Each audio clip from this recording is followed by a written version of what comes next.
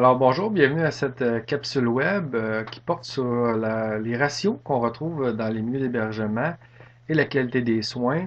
Je dois avouer que c'est une question qu'on me pose très très fréquemment et en fait j'ai une réponse déjà toute faite que j'envoie par courriel et tout, mais une demande récemment d'un autre milieu clinique m'a convaincu que de faire une capsule web qui résume en fait la logique qui sous-tend les ratios qu'on retrouve de personnel infirmier dans les milieux d'hébergement. Donc, premier élément qu'on peut statuer, c'est que il y a un lien très clair entre les ratios et la qualité des soins. Ces résultats-là ont été démontrés plusieurs et plusieurs fois là, dans les milieux de courte durée. Et tout récemment, on avait une étude publiée en 2011 dans le New England Journal of Medicine, alors vraiment une revue des plus prestigieuses dans le domaine scientifique et médical, qui démontrait clairement qu'il y a une relation entre le nombre de personnels infirmiers, puis ici on parle vraiment des infirmiers et infirmières, euh, et le taux de mortalité des patients. Donc, il y a plusieurs autres études que j'entrerai pas dans le détail, mais je voulais juste vous sensibiliser au fait qu'il y a beaucoup de littérature dans le domaine de la courte durée qui témoigne de l'importance du ratio sur la qualité des soins, puis ici, en fait, sur la mortalité. Dans les milieux d'hébergement, on a également des études scientifiques, euh, plusieurs études scientifiques qui montrent le lien incontestable entre le nombre de soignants et la qualité des soins en milieu d'hébergement. Donc, plus il y a de soignants, plus la qualité des soins est élevée. Alors, ça, c'est un premier élément, comme je vous disais, bien documenté. Il y a des chercheurs qui sont allés un petit peu plus loin. Ils ont examiné quelle est la part des différents soignants de l'équipe soignante sur la qualité des soins. Et ils ont été à même de démontrer que, en fait, il y a un minimum d'infirmières requis pour chaque unité de soins qui doit être là pour obtenir une bonne qualité des soins. Donc, même si on augmenterait beaucoup le nombre d'infirmières auxiliaires, mais s'il n'y a pas un nombre critique d'infirmières et d'infirmiers, on n'obtient pas les mêmes résultats au niveau de la qualité des soins. Donc, ça, c'est un autre résultat qui est très important sur le choix des équipes soignantes. D'ailleurs, il y a une étude longitudinale fort intéressante qui s'est intéressée aux différentes compositions d'équipes qu'on retrouve dans les milieux d'hébergement en essayant d'identifier quelles étaient les équipes les plus performantes en termes de qualité des soins. Et ce qu'ils ont démontré, c'est justement, ça prend un équilibre entre le nombre d'infirmières et d'infirmiers, le nombre d'infirmières auxiliaires et d'infirmiers auxiliaires, et le nombre de préposés aux bénéficiaires. Autrement dit, quand même qu'on mettrait juste des infirmières et des infirmiers, ça donne pas des meilleurs résultats que si on met beaucoup de préposés bénéficiaires et d'infirmières auxiliaires et très peu d'infirmières. En fait, ce qu'il démontre, c'est lorsque chacun peut jouer son rôle dans son champ de compétences et qu'il est en nombre suffisant, c'est vraiment ça qui donne les meilleurs résultats. Donc, ils ont évalué ça sur une perspective longitudinale. Donc, encore là, un résultat fort intéressant. Alors, moi, depuis plusieurs années, je fonctionne avec des ratios qui se basent principalement sur ce que j'ai vu dans les milieux d'hébergement au Québec et basés sur les données probantes dans le domaine et qui apparaissent les plus raisonnables possibles pour espérer donner une bonne qualité des soins. Les ratios que je vais vous présenter, en fait, ce qui est important de dire, c'est quand même le ratio d'infirmières que je présente et le ratio d'infirmières auxiliaires. Il est important que ces personnes-là soient dans leur champ d'exercice, justement, parce que si dans votre centre, je ne sais pas, moi, il y a une infirmière pour 32 résidents, mais elle fait beaucoup de tâches administratives, des tâches de ASI, d'assistante supérieure immédiate ou d'infirmière assistante, là, euh, ben en fait, ce ratio-là, il n'est plus vraiment valable parce que ces tâches administratives vont occuper beaucoup de son temps, ce qui fait que son impact sur la qualité des soins va être diminué parce qu'elle n'a pas beaucoup de temps pour planifier des soins et pour exécuter des soins dans les situations complexes. Le même commentaire s'applique pour les infirmières auxiliaires. Si les infirmières auxiliaires, les ratios que je vous présente, mais si on regarde dans son temps quotidien, l'infirmière auxiliaire fait beaucoup de soins d'assistance.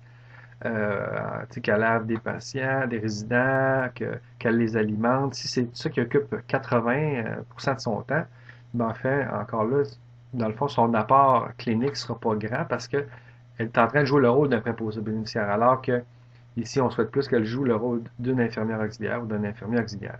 Alors ça, c'est des bémols qui sont importants. C'est une chose, regarder les ratios, mais il faut aussi regarder comment que leur temps est occupé au quotidien. Alors ça, c'est une dimension très importante. Alors les ratios qui sont recommandés, en fait, de jour, une infirmière chef d'équipe, ou en tout cas une infirmière qui est vraiment dédiée aux soins des résidents, pour 25 à 32 résidents. Donc, il y a une certaine flexibilité, il y a des configurations juste de l'environnement physique qui vont venir influencer ces types de ratios-là. L'infirmière auxiliaire, c'est la même chose. Les PAB, on devrait en trouver un pour 6 à 7 résidents. De soir, c'est de 1 à 50 à 64 résidents, une infirmière auxiliaire pour 32, PAB pour 1 pour entre 10 et 15. Et de nuit, comme vous voyez, c'est une infirmière pour 75 à 96 résidents, infirmière auxiliaire 32-40, puis PAB pour 32 à 50. Alors, des gens pourraient se questionner sur le réalisme de ces ratios-là. Comme je vous le disais, en fait, basé sur les données probantes, c'est ce qui semble suggérer que ça donnerait les meilleurs résultats sur le plan clinique. Et sur le plan économique, est-ce qu'on a la capacité d'avoir ces ratios-là? Ben, en fait, moi, je suis responsable d'une communauté de pratique. On a créé ça, je suis responsable. En fait, c'est des collègues. Maintenant, on se rend compte, là, à la Faculté des sciences infirmières, c'est une base mensuelle, et j'ai demandé de m'envoyer leurs ratios en place dans leur centre d'hébergement. Alors, parmi plusieurs centres d'hébergement, je n'ai pas tout pris, là, mais comme vous voyez, pour le centre d'hébergement A, les ratios d'infirmières, en fait, sont parfaitement dans la cible et même meilleurs. Hein. Il y a une infirmière pour 21 résidents, soir une pour 42, nuit une pour 85. Ce qui est des infirmières auxiliaires aussi, on est parfaitement dans la cible. Et pour les préposés, ben, en fait, on voit que de nuit, il y a moins de préposés, mais le ratio d'infirmières auxiliaires est très élevé, est très bon la nuit, fait que c'est probablement qu'il compense de cette manière-là.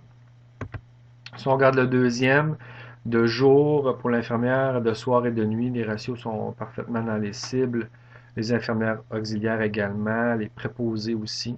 Donc ça, c'est un autre centre d'hébergement ici. C'est tous des centres d'hébergement parfaitement équivalents à ce qu'on retrouve dans la province là, en termes de type de clientèle et tout. Le centre d'hébergement C, on a une infirmière 42 de jour, de soir 42, puis de nuit 84. Pour les infirmières auxiliaires, on voit aussi de jour, c'est la même chose, et de soir.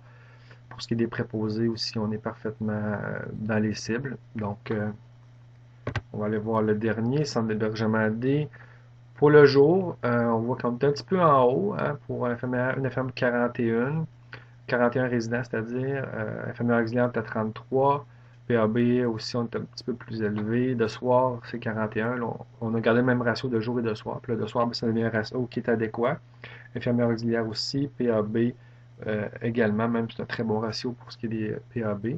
Et pour la nuit, on a encore un ratio qui est parfaitement acceptable là, en termes de les cibles visées et ce qu'on observe.